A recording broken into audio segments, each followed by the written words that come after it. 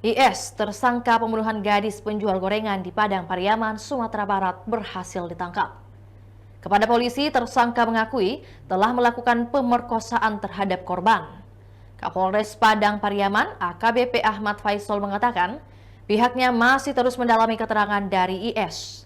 Pasalnya, pengakuan tersangka masih berubah-ubah setelah ditangkap pada Kamis 19 September 2024 sore. Faisal mengatakan IS ditangkap saat bersembunyi di sebuah loteng rumah di daerah Kayu Tanam. Rumah itu sebelumnya dicurigai oleh warga karena terkunci dari dalam, padahal tidak berpenghuni. Berbekal laporan dari warga, polisi pun mendatangi rumah tersebut dan melakukan penangkapan. IS sendiri telah menjadi buron selama 11 hari karena membunuh Nia Kurniasari.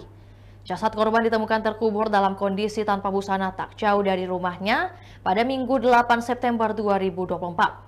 Sementara polisi menduga hanya ada satu pelaku dalam kasus kematian Nia. Terkait motif IS membunuh dan memperkosa korban, polisi masih melakukan penyelidikan.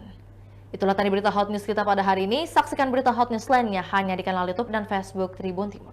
Download Tribun X sekarang. Menghadirkan lokal menjadi Indonesia.